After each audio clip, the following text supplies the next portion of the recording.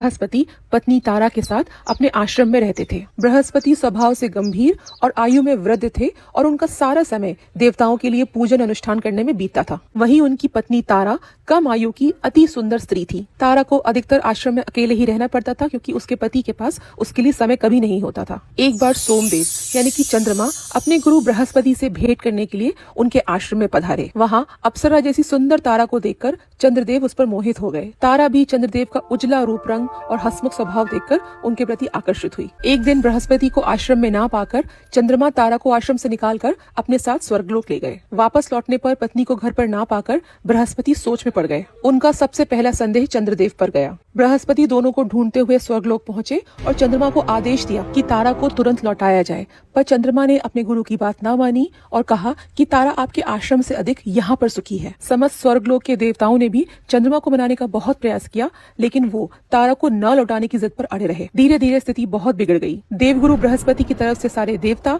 और चंद्रमा की तरफ से दैत्य गुरु शुक्राचार्य और बाकी असुर आकर खड़े हो गए। दोनों पक्षों में घमासान युद्ध शुरू हुआ। भयंकर अस्त्रों शस्त्रों से प्रहार होने लगे। समस्त ब्रह्मांड डोलने लगा। जगत में त्राही त्राही मच गई। तब अंत में ब्रह्मा जी ने चंद्रमा को चेतावनी दी कि तारा को तुरंत लौटाया जाए, वरना इन अनैतिक संबंधों के परिणाम स्वरूप लोगों का विवाह और धर्म से विश्वास उठ जाएगा और इसका जिम्मेदार काल के अंत तक चंद्रमा को ही माना जाएगा। आखिरकार तारा को वापस आश्रम में लौटना ही पड़ा, लेकिन इस बार वो अकेली नहीं लौटी थी। उसके गर्भ में पल रहा एक बालक भी साथ था। क्रोध और दुख से व्यथित बृहस्पति ने तारा से पूछा कि तारा, ये बालक किसका है? पर लज्जित तारा के पास कोई उत्तर नहीं था।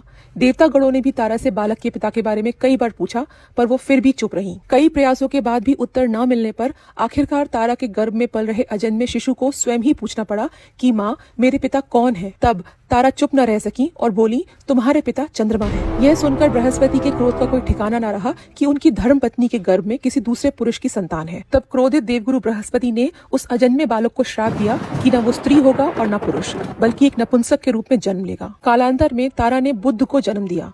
बुद्ध को माता तारा की सुंदरता, पिता चंद्रमा की चंचलता और यौवन के साथ धर्म पिता बृहस्पति का ज्ञान और बुद्धि विरासत में